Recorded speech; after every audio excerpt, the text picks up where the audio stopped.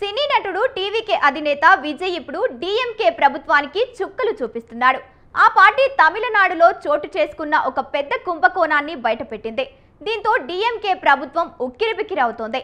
ఇంతకు విజయ్ బయటపెట్టిన ఆ స్కామ్ ఏంటి? ఇది డీఎంకేకు మైనస్ కానుందా? Let's watch the story.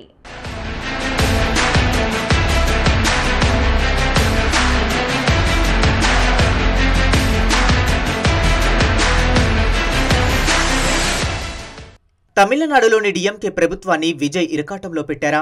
గతంలో తనను టార్గెట్ చేసిన సీఎం స్టాలిన్పై ప్రతీకారం తీర్చుకుంటున్నారా అంటే జరుగుతున్న పరిణామాలు చూస్తే అవుననే సమాధానమే వస్తుంది. తమిళనాడు రాష్ట్రంలో రాజకీయాలు శరవేగంగా మారిపోతున్నాయి.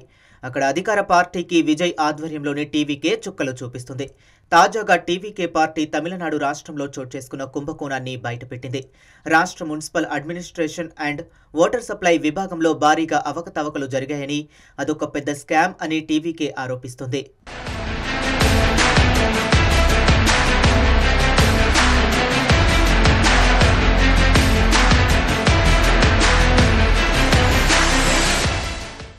తమిళనాడు రాష్ట్రంలోని municipal administration and water supply విభాగంలో ఉద్యోగుల భర్తీని ఇటీవల నిర్వహించారు. ఈ క్రమంలో ఒక్క ఉద్యోగానికి 25 లక్షల నుంచి 35 లక్షల వరకు లంచాలు తీసుకున్నట్టు తెలుస్తుంది. ఇటీవల ఓ మనీ లాండరింగ్ కేసుకు సంబంధించిన వ్యవహారంలో కేంద్ర దర్యాప్తు సంస్థ ఈడీ సోదాలు నిర్వహించింది. దీంతో ఈ భారీ కుంభకోణం వెలుగులోకి వచ్చింది. ఈ వ్యవహారంపై తమిళనాడు పోలీస్ శాఖకు ఎన్ఫోర్స్మెంట్ డైరెక్టరేట్ లేఖ రాసినట్టు సమాచారం.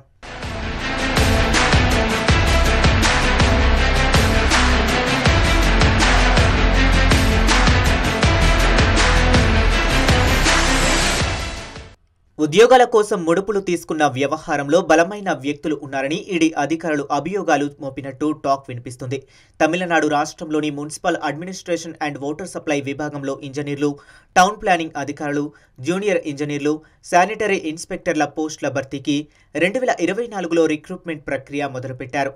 ఈ ఉద్యోగాలకు తమిళనాడు రాష్ట్ర వ్యాప్తంగా 1.12 లక్షల మంది దరఖాస్తు చేసుకున్నారు. పరీక్షలు నిర్వహించిన తమిళనాడు ప్రభుత్వం 2538 మందిని ఎంపిక చేసింది. వీరికి గత ఏడాదిలో ముఖ్యమంత్రి స్టాలిన్ నియామక పత్రాలు అందజేశారు. ఇంతవరకు బాగానే ఉన్నప్పటికీ ఈ ఉద్యోగాల భర్తీ ప్రక్రియలో అక్రమాలు, అవకతవకలు జరిగాయని కేంద్ర దర్యాప్తు సంస్థ ఆరోపిస్తుంది. ఇప్పుడు ఈ విషయాన్నే టీవీకే పట్టుకొని ప్రజల్లోకి బలంగా తీసుకువెళ్లడానికి ప్రయత్నిస్తుంది.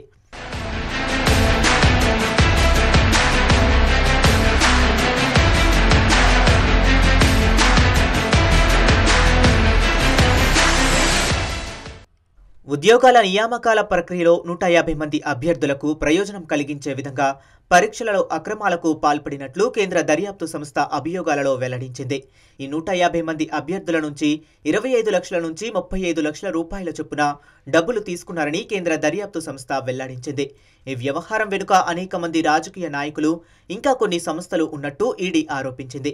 ఈ వ్యవహారంపై దర్యాప్తు జరపాలని తమిళనాడు హెడ్ ఆఫ్ పోలీస్ ఫోర్స్కు ఈడీ లేఖ రాయటం కలకలం సృష్టిస్తుంది.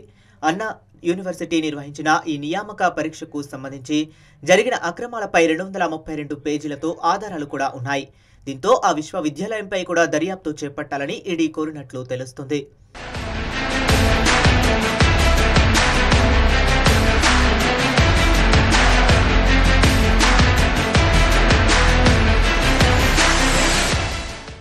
కాగా ఈ వ్యవహారాన్ని తమిళనాడు మీడియా పెద్దగా పట్టించుకోవడం లేదు.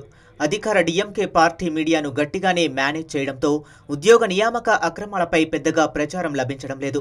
దీంతో టీవీకే పార్టీ దీన్ని ప్రజల్లోకి తీసుకువెళ్లడానికి గట్టిగానే ప్రయత్నిస్తుంది.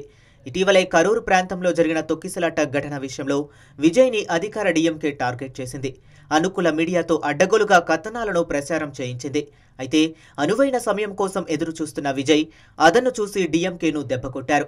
అంతేకాదు తమిళనాడు రాష్ట్రంలో ఉద్యమాలు నిర్వహించడానికి కసరత్తులు కూడా చేస్తున్నారు.